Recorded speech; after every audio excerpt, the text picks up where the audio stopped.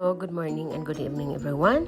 Today I'm going to cook fried catfish and pork meat with squash, okra, string beans, and also eggplants with ginger and also coconut milk. It's very healthy and delicious, guys, and you need to try it. And this food I cook for our lunch, or we can eat dinner also. So you need to try, guys. It's so yummy.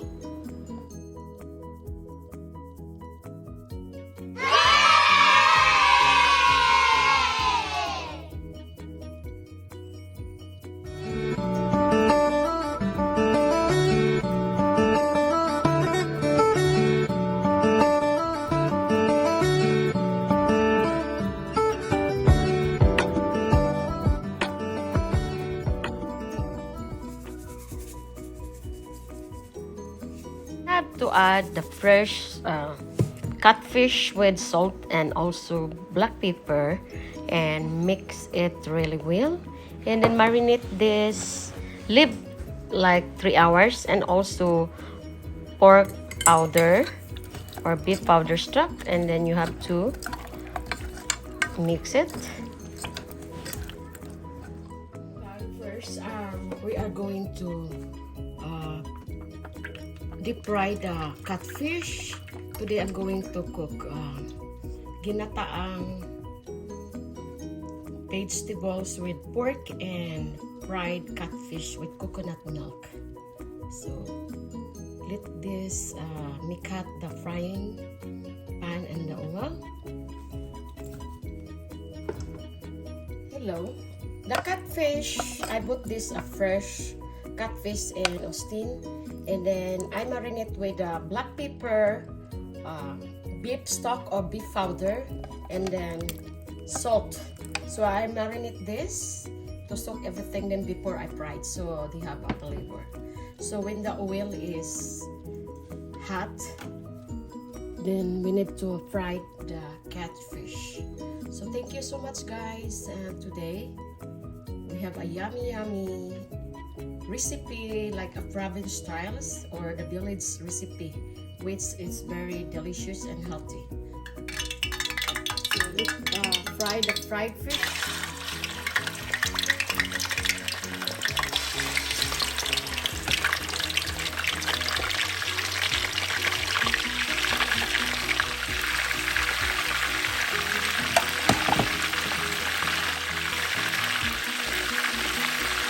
Process, guys, so making sure that fry that cook and turn very brown, so the smell is gonna get rid of the smell. So this catfish, guys, is very fresh when I got this live catfish and carrot. So we're gonna come back, guys. Look at this, guys. It's still not cooking. We're going to check if sure is. Like it, guys, the fish is turning brown and very tasty. So as you can see, the catfish is very fresh. So I'm going to turn now. Probably this thing is ready. Not yet, guys. It's still not ready yet. So we need to more deep fried, like turn very brown. We're going to turn this to be sure the fish is ready. Not yet, guys. Still not ready yet. Let me sure the fish is ready as turned down before we turn. So guys, ano na natin? Hindi maano pa siya, guys. It's still not really cooked. It's still sticky.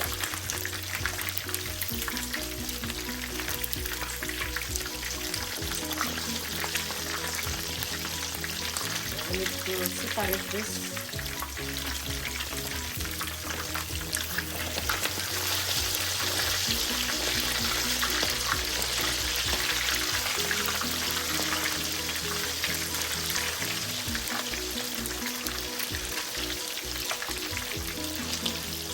Okay, guys. I need to turn but it gets stick together because this kind of fish is very fresh when I put guys this.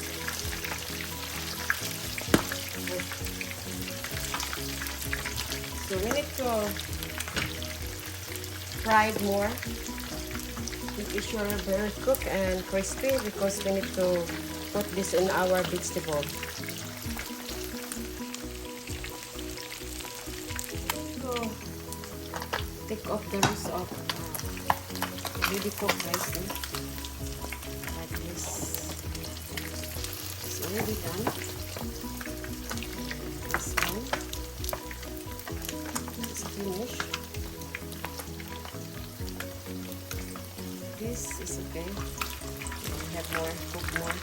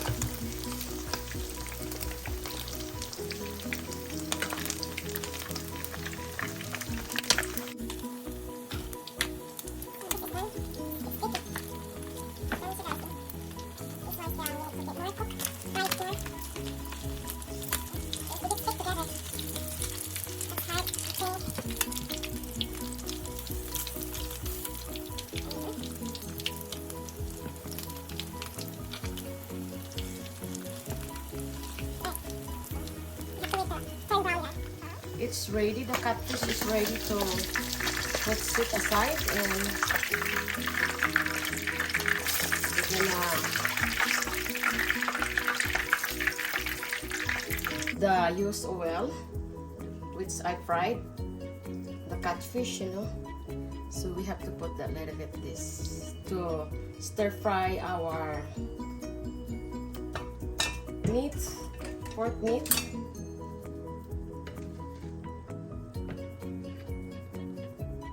We have to stir fry the onions.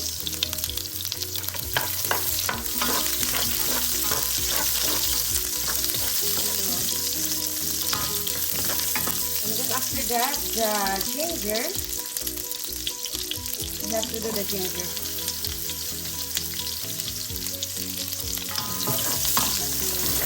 When the ginger is cooked, we add to the bit oil. So when the ginger is cooked and the onions, we have to put the, I mash only the garlic, guys. I don't chop it, just mash it. And then we have to stir it until it turns light brown.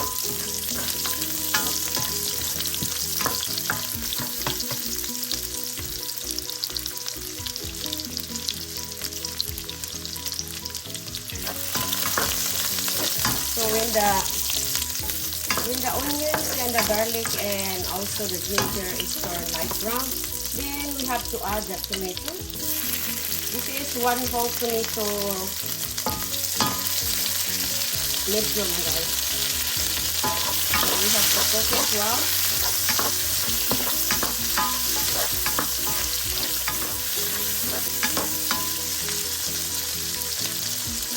Thank you so much, guys, for watching. So we are going to cook pork.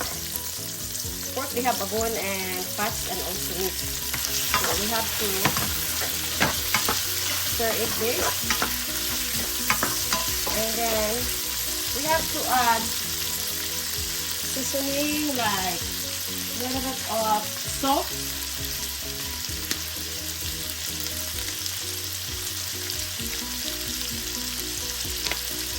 So sprinkle a little bit salt. That's it. And also black pepper. Little bit of black pepper. And then we're gonna add again later. So therefore, so subscribe, like, share, and leave comment if you like my video. And to all my subscribers, thank you so much. for watching and visiting my channel. So now we have to stir it.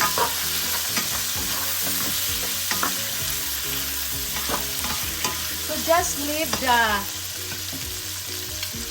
the meat turn like, cook this very well and turn light brown and cook before we add some other ingredients. So we have to boil it really good. So come back later. Cook it. Looks good, guys. Very good. So leave it again. So just leave add 1/2 cup of water and simmer it until the meat is soft and cooked.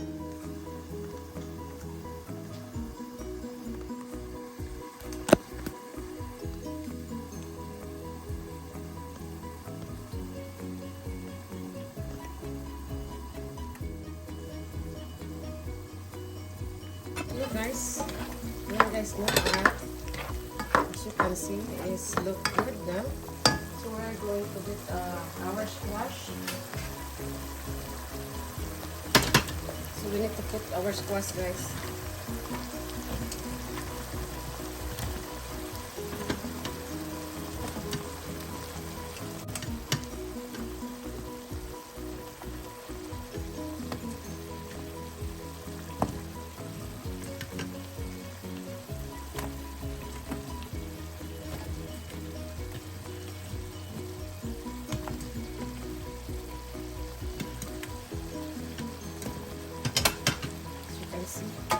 So we put our squash to add our string beans.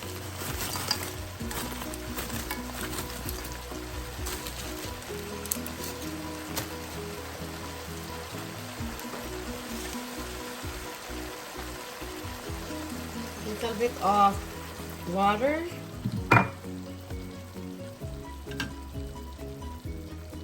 Then we have to simmer it. So we are going to add our eggplants and also of course our coconut milk. It's look very yummy, guys. No? As you can see, very yummy. So we have to simmer it, mix it. Nice. We call this ginataang.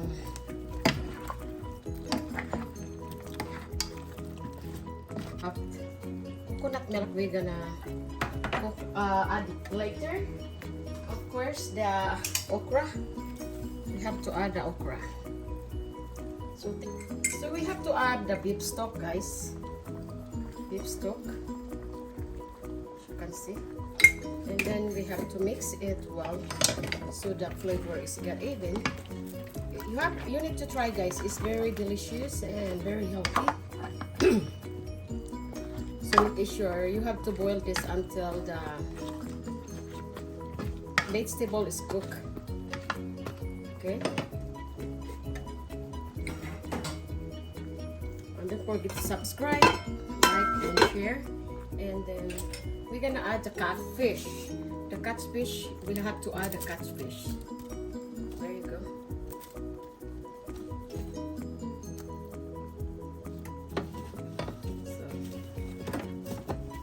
So the rest we're gonna add later. So now simmer it, guys. So this kind of food is normally we cook this at the province and our village in Philippines. Is Philippines recipe, but you can try it. Either you can add pork for meat, pork meat, beef, or also you can add lemongrass or tanglad if you want to.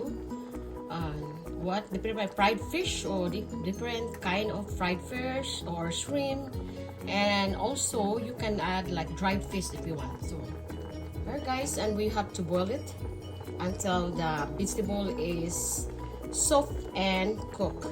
So say here we go again, guys. Look at you, as you can see. Sarap talaga yan, guys. Yummy. Yan. At lalagyan ko siya ng ano, guys, paminta. Sarap.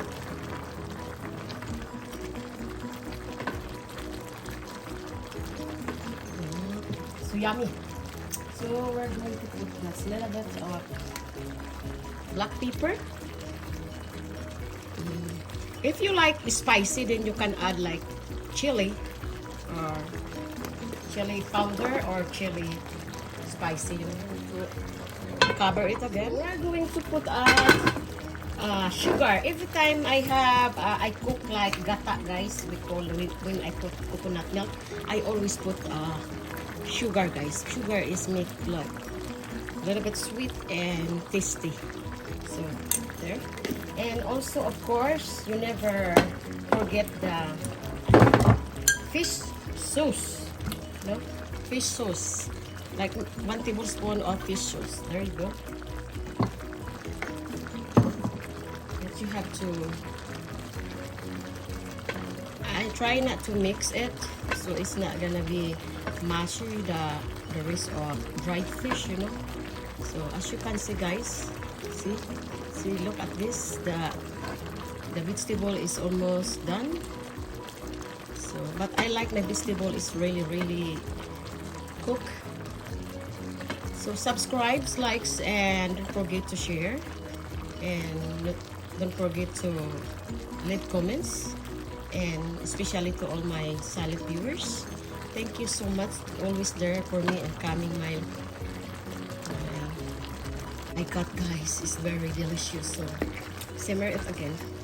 If you don't like fish sauce, then don't put fish sauce, okay? So guys, now we're going to add this more coconut milk left over. Ooh, look at that. So yummy. Look at that. So now we have to boil it again.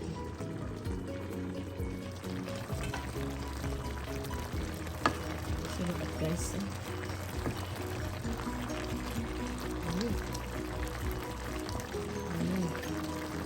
Wow. 3 minutes to go, and then the food is ready to serve.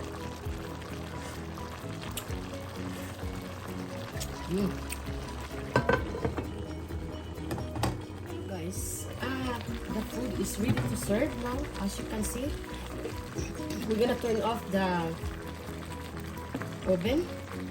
So here, so now we're gonna put this. Look at that. There you go.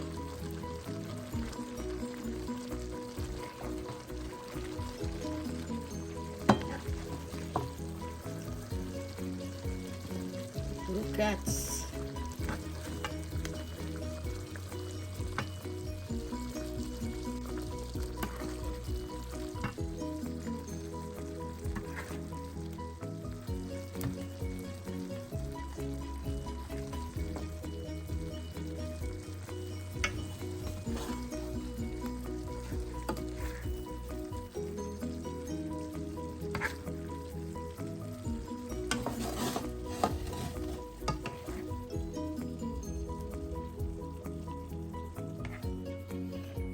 Thank you so much for watching.